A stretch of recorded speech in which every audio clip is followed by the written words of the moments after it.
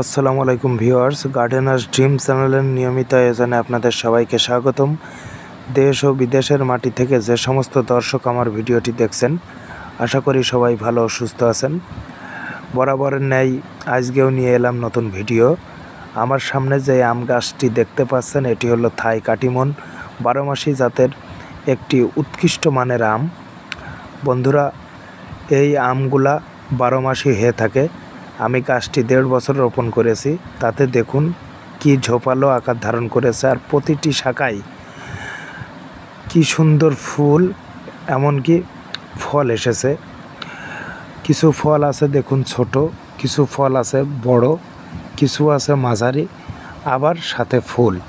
তো বন্ধুরা, অবশ্যই আপনারা বুঝতে পারছেন যে থাই কাটিমন 12 মাসি জাতের আমটি 12 মাসই ফল দেয়।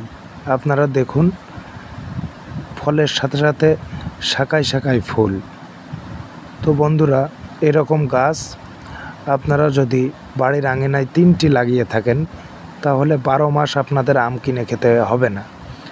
অনেক ছাদপ্রেমী ভাই ও বোনেরা ছাদেও শখের বসে গাছটি রোপণ করছে, আশানুরূপ ফলও পাচ্ছে। তবে মাটিতে লাগালে গাছটি অতি দ্রুত বেড়ে ওঠে, এমনকি ফলের সংখ্যাও অধিক পরিমাণে পাওয়া যায়। তো অবশ্যই আপনারা আপনাদের বাড়ির আঙিনায় যদি জায়গা থাকে, তো বাগানপ্রেমী ভাই ও বোনেরা অবশ্যই এই কাটিমন আম গাছটি রোপণ করবেন। কেননা 12 মাসি জাতের যতগুলা আম আমি দেখেছি, এমনকি পরখ করার সুযোগ পেয়েছি, তার ভিতরে ওয়ান অফ দ্য বেস্ট, মানে সবচেয়ে ভালো। বন্ধুরা, গতদিন আপনাদেরকে দেখিয়েছি বাড়ি 4 আমের রিভিউ।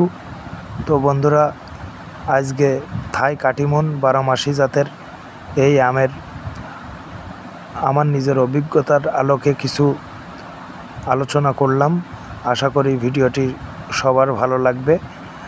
আর আমার ভিডিওটি যদি ভালো লেগে থাকে আর নিত্য নতুন এরকম ইনফরমেশন আপনারা পেতে চান, অবশ্যই আমার চ্যানেলটি সাবস্ক্রাইব করে পাশে থাকা বেল আইকনটি বাজিয়ে রাখবেন।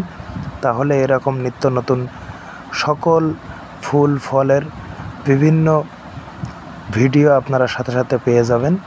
ভালো থাকবেন, সুস্থ থাকবেন। ধন্যবাদ সবাইকে।